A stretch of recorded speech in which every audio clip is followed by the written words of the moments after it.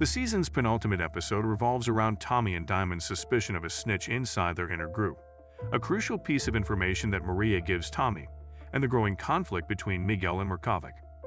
In terms of the characters' deaths in Season 2, Power Book 4 Force has been unrelenting.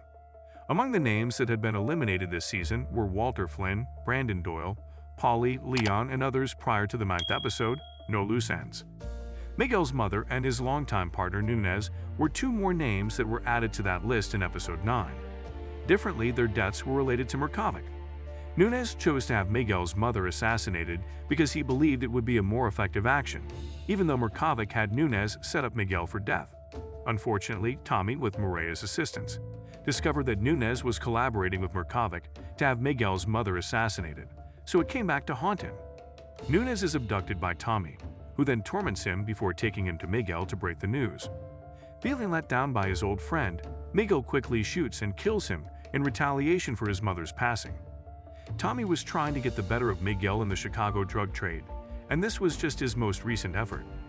Miguel notices Tommy approaching him more clearly than before, even though at first he pays little attention to his movements.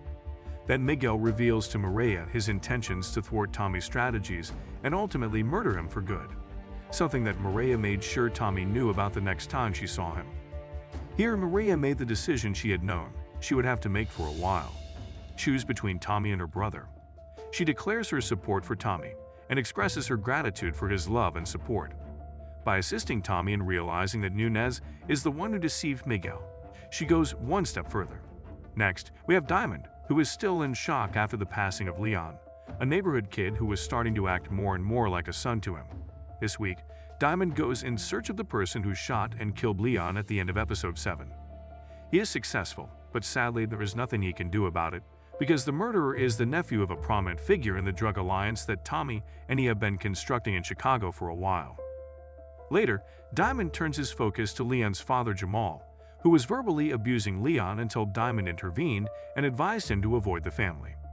Jamal has returned to get revenge on Diamond, and he began by informing Diamond's parole officer that he was once again involved in the drug trade.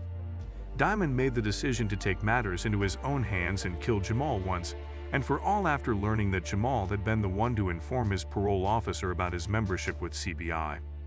Diamond killed Jamal in a fit of wrath that resulted from Jamal's decision to turn on Diamond to his parole officer and Jamal's inability to properly nurture and raise Leon. All things considered, it represents the most recent phase of Diamond's development following Leon's passing, which may be interpreted as either a regression to his earlier years or an effort to make amends.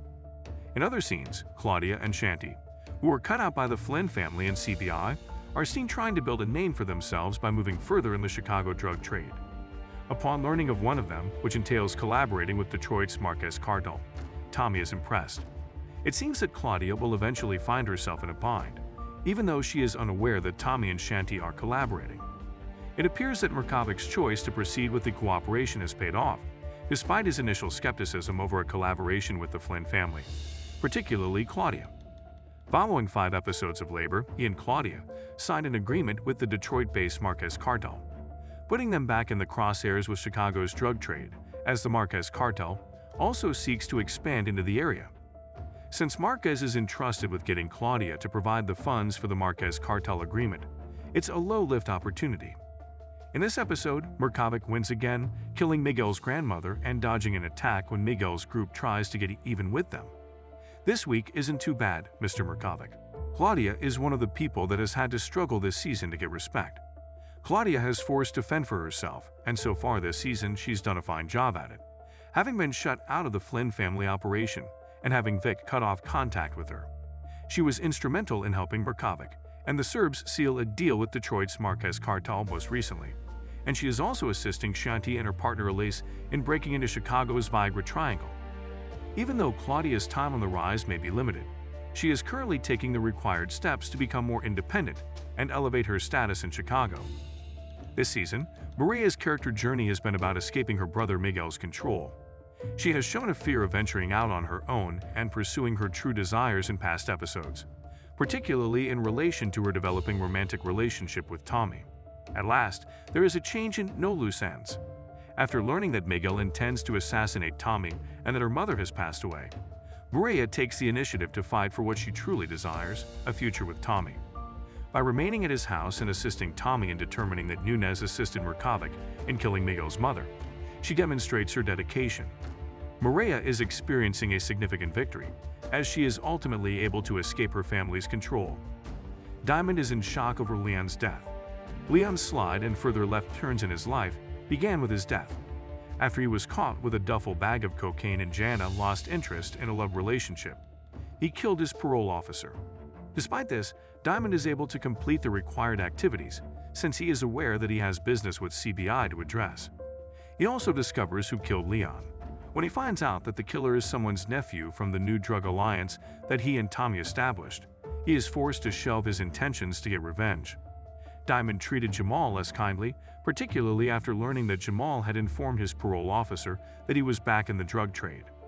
Diamond was ultimately driven to the brink of revenge when he killed Jamal because of his resentment over that and Leon's fathering style, which he saw as a good child with a bright future. In addition, Diamond's parole was released early. Overall, he is no longer being his usual cool, collected self and is fighting back. That has its advantages and disadvantages, but this week was more about the advantages. Tommy immediately determines that Mrkovic is responsible for Miguel's mother's death and begins his revenge in order to make an appeal to Miguel's supervisor. Though he is denied permission to proceed, he finds Nunez responsible for Miguel's mother's murder, which resolves another issue for them.